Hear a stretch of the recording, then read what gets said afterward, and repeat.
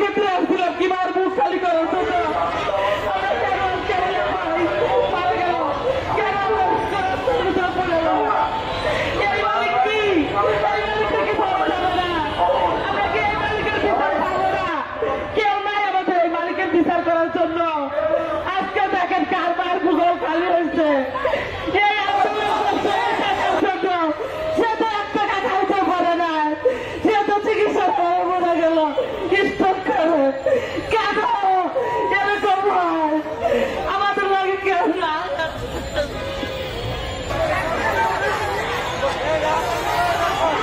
14 মাস যাবৎ বেতন না পেয়ে আপনারা বসেন,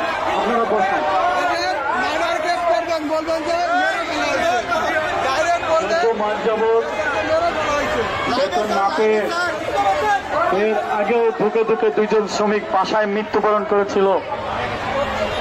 আজকে এখানেও মৃত্যুবরণ করলো। অনেকের বয়স হয়ে গেছে, অনেক জায়গায় অনেকের কাজ নাই না। জনি ভাই আসার সময় আমার ছুটিয়া পারে বলতেছে আমার তো গাড়ি ভাড়ার টাকা নাই, আমি কিভাবে যাবো? আজ দেখেন এই টাকা করতে করতে সে আজকে আমাদের এই জায়গায় আমাদের ভিতরে থাকতেই সে মারা গেল, আমরা কিছুই করতে পারলাম না। এইগুলো কি প্রশাসনের কানে যায় না?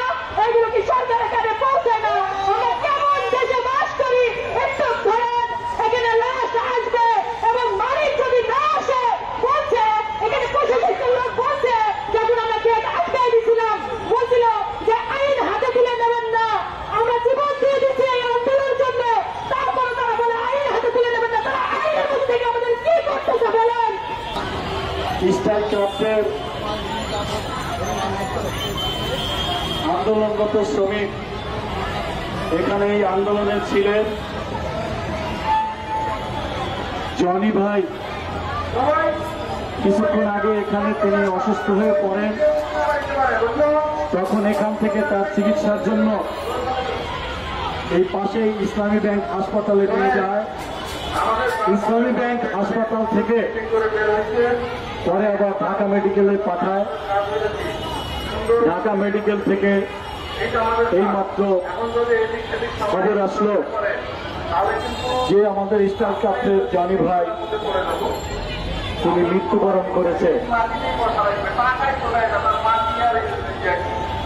এই রাস্তায় এখানে আমরা শান্তিপূর্ণভাবে বসবাস করে এটাই আমাদের কাজ। আর এখানে আপনারা সবাই কথা বলতে স্লোগান দিবেন, এই আপনাদের আমাদের কাজ। ওখানে যারা আছে তারা বলছেন স্ট্রোক করে মৃত্যুবরণ করেছেন। এর আগে কোথায় গেছিলেন? ঢাকা মেডিকেল থেকে সবাই জানে, তারা বেতন দিলেন। স্টাইল ক্রাফটের শ্রমিক জনির মরদেহ এনে সবার একেবারে আমরা শ্রদ্ধা নিবেদন করব।